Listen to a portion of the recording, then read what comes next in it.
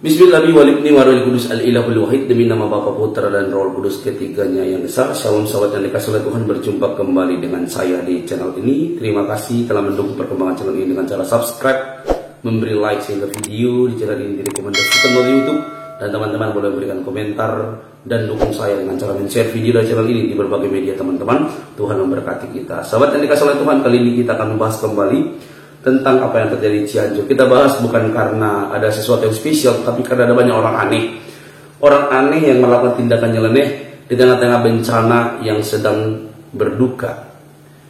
Baru-baru ini begitu viral, ada ormas yang juga dikatakan oleh Kapolres itu bukan intoleran, dan Bupati memberikan sebuah narasi bahwa jangan menekankan label. Dan baru-baru ini saya upload bahwa Bupati sedang meminta bantuan untuk memulihkan perekonomian di Cianjur. Nah, kenapa kita bahas? Lagi-lagi saya katakan bahwa ada banyak orang aneh. Orang aneh yang bertindak nyeleneh, yang harusnya tidak berguna untuk saat ini. Tenda untuk pengungsi itu dirobek labelnya atas dasar A, B, C, tuduhan-tuduhan yang tidak pada tempatnya, dan merusak bantuan, dan merusak tenda itu. Tetapi di saat itu juga, di saat yang sama, ada tenda untuk disediakan untuk orang yang hendak melakukan hubungan suami istri, tenda sakinah namanya ya. Ini apa-apaan ini? Ya, makanya ada seorang muslim kali ini katakan putar memberikan komentar menohok. Inilah orang-orang yang beragamis yang hanya memikirkan selangkangan, dan juga yang bermimpi bahwa nanti di surga mereka mendapatkan 72 bidadari dan mereka dilayani siang malam. Ini kata oknum muslim ini. Tentu itu penuh dalil dan itu penuh fakta untuk memberi pelajaran kepada teman-teman yang ada di Cianjur yang masih sibuk mengurusi selangkangan dengan membangun tenda dibandingkan sibuk mengurusi orang yang berduka. Nah, bagaimana video teman-teman? Mari kita simak terlebih dahulu supaya kita tanggapi. Ini dia teman-teman videonya.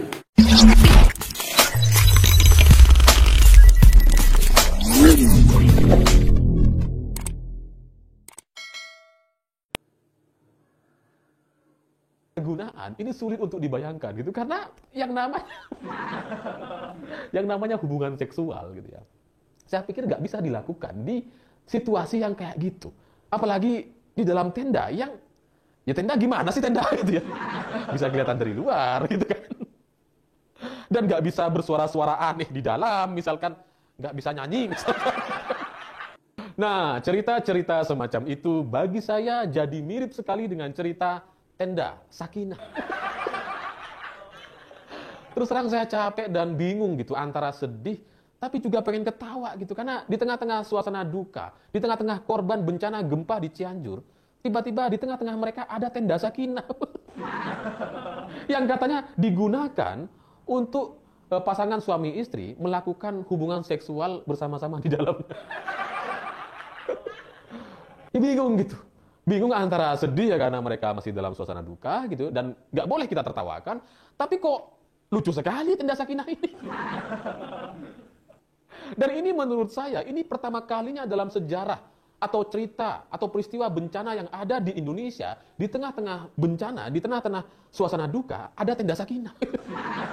Ini pertama nih. Dan ini semakin mengkonfirmasi bahwa apa yang terjadi di Cianjur terkait respon masyarakat sekitar itu memang berbeda dengan daerah-daerah yang lain. Bukan cuma soal pungli, bukan cuma soal label gereja yang dicopot-copotin di tenda, bukan cuma soal intimidasi atau sara atau menanyakan apa agama para relawan dan sebagainya. Enggak, ternyata gitu. Bahkan sampai ada tenda sakinah di tengah-tengah mereka. Dan ini menunjukkan bahwa apa yang terjadi di Cianjur memang berbeda dan terus terang kayak nggak normal gitu. Karena kalau manusia normal pada umumnya, kalau kita terkena bencana, terkena masalah yang sangat besar, ya karena bencana gempa yang terjadi di Cianjur ini masalah besar gitu. Rumah-rumah sampai banyak yang roboh, ratusan orang meninggal dunia, mungkin keluarga korban masih sekarang dalam suasana duka, mungkin masih ada orang yang belum ditemukan gitu ya. Ini kan bencana yang luar biasa bikin kita sedih gitu. Tapi kemudian di tengah-tengah suasana duka itu, ada tenda sakinah yang memfasilitasi orang untuk melakukan hubungan seksual. Gimana caranya gitu? Kita kalau terkena masalah yang besar kayak gini, nggak sempat kita mikirin soal hubungan seksual gitu. Jangankan masalah gempa gitu ya, jangankan soal kita kehilangan orang yang kita cintai terkait korban ratusan orang meninggal dunia, jangankan soal itu. Anak kita saja, misalkan masih kecil dan kemudian sakit, itu malam hari kita nggak kepikiran untuk melakukan hubungan seksual gitu. Kenapa? Ya karena fokus kita adalah kepada anak gitu, untuk segera menyembuhkan mereka dan bisa kembali beraktivitas normal. Nggak sempat kita mikirin soal hubungan seksual gitu. Tapi di tengah-tengah bencana yang luar biasa buruknya ini gitu ya, ya luar biasa berdampak buruk kepada masyarakat di Cianjur yang setidaknya sampai sekarang sudah membuat 66.000 orang mengungsi sampai hari ini. Itu di tengah-tengah mereka ada yang memikirkan soal tenda sakinah. Ini nggak biasa, pemikiran-pemikiran ini out of the box gitu. Nggak biasa gitu. Dalam tone yang negatif gitu, karena ya gimana ceritanya kok bisa ada orang yang berpikir kayak gitu ya? Aneh. Saya berimajinasi mungkin orang yang menggagas ini, yang membuat tenda sakinah ini, mungkin dia pikir dia keren gitu, dia hebat, dia inspiratif, dia solutif gitu. Karena di tengah-tengah bencana yang terjadi di Cianjur gitu ya, di tengah banyak orang menjadi korban, kemudian banyak relawan memberikan bantuan medis dan makanan gitu ya. Tapi ternyata tidak ada satupun yang memikirkan soal kebutuhan biologis. Maka ketika ada satu orang punya pemikiran untuk bikin tenda sakinah, mungkin dia ngerasa keren. Padahal yang namanya hubungan seksual gitu ya. Ini orang nggak hubungan seksual tuh nggak mati gitu. Biasa aja. Dan kalaupun dia pengen banget gitu ya. Ya masa iya di tengah-tengah bencana kayak gini gitu. Apa yang nggak bisa nunggu gitu. Sementara dalam ajaran agama Islam, sementara dalam pelajaran teori-teori medis gitu ya, itu menyebutkan bahwa kita tuh sudah terbiasa untuk menahan diri dari hubungan seksual gitu. Dan manusia itu memang sudah secara alamiah memang harus menyalurkan hasratnya, tapi kalau itu tidak bisa dilakukan, mereka mampu untuk mengatasinya secara alamiah gitu. Jadi nggak perlu kemudian didirikan tenda-tenda sakinah kayak gini gitu. Karena kalau kita membandingkan dengan periode perempuan yang setelah melahirkan gitu ya, setelah melahirkan itu kan ada periode nifas namanya kalau nggak salah gitu. Jadi itu perempuan itu harus cuti atau tidak boleh berhubungan seksual selama 40 hari minimal dalam ajaran agama Islam. Dalam secara teori medis ada yang menyebutkan 60 hari, 90 hari, atau bahkan ya tergantung perempuannya siap untuk melakukannya atau enggak gitu. Jadi minimal itu 40 hari gitu. Jadi manusia kalau misalkan menikah gitu ya, biasa aja kalau kemudian mereka nggak berhubungan seksual selama 40 hari gitu. Karena ya kalau mereka melahirkan, kalau istrinya melahirkan ya mereka nggak bisa melakukan hubungan gitu. Ya kecuali mau nyewa. Ya ada di puncak tuh dekat sama Cianjur banyak sewanya gitu. Ya, tapi pada intinya kalau kita bandingkan dengan nifas atau masalah alamiah katakanlah, atau yang biasa kita terima, yang biasa kita alami gitu, kan mestinya nggak ada masalah kalau kita cuti selama 40 hari gitu. Dan kalau kita mau bandingkan dengan gempa Cianjur ini kan gempa tanggal 21 November.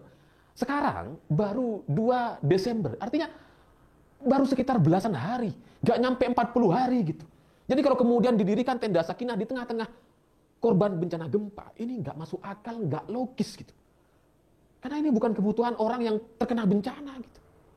Bahwa ada alasan katanya, ya karena ini masih darurat gempa dan orang-orang belum bisa kembali ke rumah. Lalu kemudian kita dirikanlah tenda sakinah. Ini gimana sih gitu ya? Masa iya baru belasan hari udah harus segera disalurkan gitu. Kalau ada orang yang harus buru-buru menyalurkan, yang nggak bisa menunggu lebih lama lagi, yang dalam belasan hari harus segera ada tenda sakinah dan melakukan hubungan seksual di tengah-tengah suasana bencana gitu ya. Ini saya curiga nih kalau istrinya melahirkan, dia nyewa. Jangan-jangan. Ya saya nggak mau menyalahkan warga yang di Cianjur, mereka nggak salah. Yang salah ini adalah orang yang berpikir untuk mendirikan tenda sakinah atau donaturnya gitu. Karena yang dipikirkan kayaknya itu cuma selangkangan gitu. Karena nggak ada manusia normal yang berpikir untuk mendirikan tenda sakinah di tengah-tengah bencana. Nggak ada. Mau agama apapun, mau dari ras manapun, nggak ada. Coba deh di negara manapun ketika terjadi bencana, ada nggak tenda sakinah? Nggak ada gitu. Cuma di Cianjur nih ada yang kayak gini. Jadi saya curiga nih orang-orang yang mendirikan tenda sakinah ini adalah orang yang memang orientasinya tuh cuma sekitar selangkangan gitu. Yang beribadah, yang mengutuk orang lain, yang pengen masuk surga hanya gara-gara mereka pengen dilayani 72 bidadari. Motivasi masuk surga cuma bidadari, cuma selangkangan. Dengan imajinasi mereka bisa berhubungan seksual bebas kepada 72 bidadari yang menemani. Padahal definisi dan maksud bidadari bisa jadi berbeda dengan imajinasi manusia hari ini. Karena banyak imajinasi orang-orang di Indonesia terkait bidadari gitu ya. Mereka beranggapan bahwa bidadari itu perempuan cantik, yang lemah lembut, yang mau melayani kita dan melakukan hubungan seksual berkali-kali dalam sehari gitu ya. Itu imajinasi dalam banyak orang. Sehingga bayangan bidadari itu kemudian dibayangkan kepada perempuan-perempuan cantik yang ada di bumi hari ini. Iya kan gitu ya. Padahal surga itu alam yang lain. Bisa saja definisi cantik dan hubungan seksual itu berbeda dengan apa yang kita lakukan dan rasakan hari ini di dunia. Karena prosesnya berbeda gitu. Karena kalau kita membandingkan dengan bayi yang ada dalam perut seorang ibu gitu ya, itu kan mereka makan. Tapi mereka makannya itu nggak pakai tangan, nggak pakai mulut, enggak gitu. Itu caranya berbeda dengan mereka ketika sudah terlahir ke dunia dan sudah besar gitu. Beda caranya. Jadi bisa saja gitu ya. Cerita soal bidadari di surga itu bukan soal cerita hubungan seksual kita dengan seorang perempuan yang ada di bumi. Bisa saja nanti prosesnya berbeda, bentuknya berbeda dan sebagainya. jadi buat orang-orang yang pengen masuk surga termotivasi ingin dilayani bidadari gitu, atau mungkin juga jemaah seorang Habib yang dalam ceramahnya itu ya adalah Habib gitu ya. Saya tahu namanya tapi saya nggak mau nyebutkan. Itu loh Habib yang panjang rambutnya dan disemir-semir.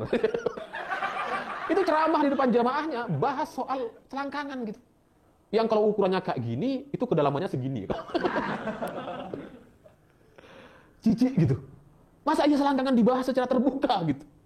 Jadi kalau orang-orang yang kayak gini yang ada di Cianjur, yang logikanya sudah nggak jalan, yang ngikutin Habib yang bahas soal selangkangan yang dibahas secara kedalamannya tuh kayak gimana dan bentuknya kayak gimana. Ini mohon maaf gitu. Mungkin kalau kelompok mereka ada di Cianjur, ya inilah yang terjadi gitu. Ketika kebanyakan dengerin Habib yang ceramah soal selangkangan, motivasi masuk surga cuma soal bidadari dan hubungan seksual gitu. Sehingga ketika di tengah-tengah bencana pun yang dipikirkan cuma soal selangkangan, maka muncullah ide soal tenda sakinah. Terus terang saya kasihan gitu, kasihan sama citra masyarakat Cianjur gitu. Tapi ini sudah terlanjur viral, gimana dong? Ini nggak bisa dihentikan gitu. Sehingga kalau ada alasan yang mengatakan bahwa idenya ini diadakan tenda sakinah ini karena ada warga dari luar Cianjur yang merantau, warga Cianjur yang merantau keluar, terus kemudian pulang dan terkena gempa, belum sempat melakukan hubungan seksual atau memadu kasih, melepas rindu dengan pasangannya, tapi udah gempa duluan. Nah, gara-gara itu mereka sudah 2 bulan di luar Cianjur, baru pulang, gempa. Jadi ya gara-gara itu makanya kemudian dibuatlah tenda sakinah ini untuk memfasilitasi dia katanya. Ini kan cerita satu orang, masalah satu orang gitu ya. Kalau masalah satu orang kemudian dijadikan kebijakan untuk diterapkan secara umum, itu jelas-jelas gak nyambung. Masalah satu orang gitu ya, yang katakanlah butuh melakukan hubungan seksual, tapi didirikan tenda sakinah untuk digunakan bersama-sama. Gimana ceritanya? Bagi saya dengan adanya tenda sakinah ini udah aneh gitu ya, nggak masuk akal dan ya baru pertama kali di Indonesia, baru pertama kali dalam sejarah bencana-bencana yang ada di dunia gitu. Ada tenda sakinahnya di tengah-tengah korban bencana gitu. Baru di Cianjur nih yang kayak gitu. Dan lebih aneh lagi kalau ada orang yang menggunakan tenda ini. Ya saya nggak kebayang. Saya nggak mau menyalahkan hubungan seksual, boleh kalau sudah suami istri itu sudah masuk dalam kategori ibadah gitu ya, sudah beribadah lah. Cuma aneh aja gitu. Kalian terkena masalah gempa bencana terus yang dipikirkan hubungan seks. Jadi dengan adanya tenda sakinah ini sudah aneh. Kalau sampai ada orang yang menggunakan dan malah banyak yang menggunakan, itu jelas tambah aneh. Dan secara penggunaan, ini saya sulit membayangkan secara kegunaan tenda sakinah ini. Karena secara teknis itu gimana gitu ya. Tenda ini digunakan hitungannya gimana? Jam-jaman. Sama seperti kita ngantri PS gitu, makanya kemudian di depan ada kursinya. Antri gitu. Antrian nomor urut 1 masuk gitu kan. Selesai keluar, antrian nomor urut 2. Secara kegunaan ini sulit untuk dibayangkan gitu karena yang namanya hubungan seksual gitu ya. Saya pikir nggak bisa dilakukan di situasi yang kayak gitu. Apalagi di dalam tenda yang ya tenda gimana sih tenda gitu ya. Bisa kelihatan dari luar gitu kan. Dan nggak bisa bersuara-suara aneh di dalam, misalkan nggak bisa nyanyi. Misalkan. Sementara hubungan seksual dua orang itu kan cenderung melahirkan suara-suara yang unik. Nah, kalau dilakukan di dalam tenda, ini apa nggak kedengeran sama orang yang nunggu di luar, yang ngantri?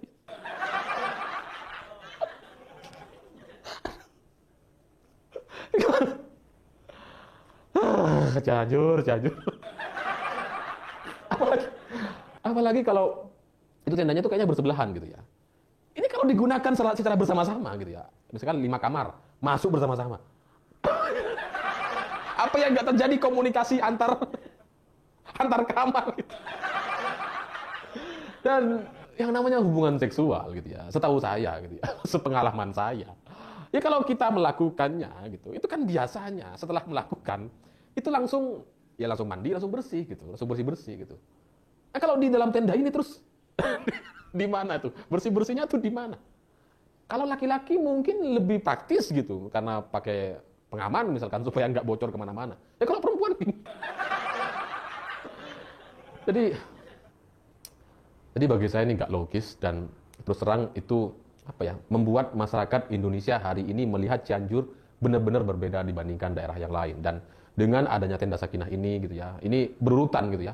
Ada tenda yang dicopotin label gerejanya, ada tenda yang coba dibongkar sama sekelompok orang, lalu kemudian ada aksi-aksi intoleran dan sebagainya. Nah sekarang ada tenda sakinah, sehingga ini benar-benar menunjukkan bahwa wilayah ini itu benar-benar berbeda dan kayaknya memang bermasalah gitu. Jadi seharusnya pemerintah pusat punya perhatian lebih terkait Cianjur ini. Bukan cuma soal bencana, tapi soal mindset pola pikir masyarakat yang ada di sini. Kita sudah menyimak teman-teman apa yang disampaikan oleh Mas Alif ini. Dan saya sependapat karena begini loh. Saat berduka, yang dibutuhkan itu pemulihan kesehatan, pemulihan ekonomi, rumah, dan mental mereka. Ya kan? Memberi bantuan untuk memulihkan keadaan mereka, khususnya kesehatan. Mereka mengalami kedukaan, kehilangan sanak saudara, kehilangan anak, kehilangan yang lain, harta benda, rumah hancur. Ini yang harus diperhatikan gitu. Bagaimana mereka bisa makan, bagaimana mereka bisa sehat, itu. Dan itulah yang dilakukan oleh orang-orang yang berbeda agama untuk menolong saudara-saudara yang terkena dampak di Cianjur. Tetapi ada oknum-oknum yang pikirannya sempit, lalu merobek tenda, lalu Kapolres mengatakan itu bukan aksi intoleransi, dan Bupati juga memberikan narasi yang kurang mendukung dan tidak mengambil tindakan yang tegas. Harusnya teman-teman di Cianjur boleh melihat bahwa ini sesuatu hal yang tidak bagus untuk ditampilkan dan memalukan. Ya paslah hanya di Cianjur lah yang ada seperti ini. Bencana-bencana manapun tidak ada disediakan tenda untuk hubungan suami istri. Urgent banget gitu loh. Apa urgentnya?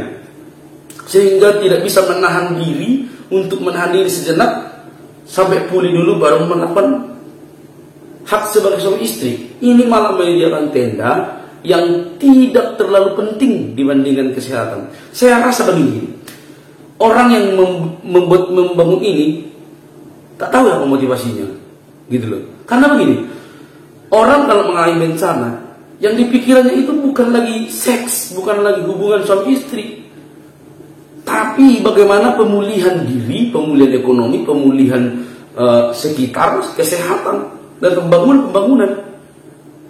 Ini kok malah ada orang yang masih sibuk membuat tenda untuk memuaskan hubungan suami istri. Apa artinya? Makanya orang-orang ini adalah orang-orang yang memikirkan, kata Mas Alif tadi, selangkangan doang gitu.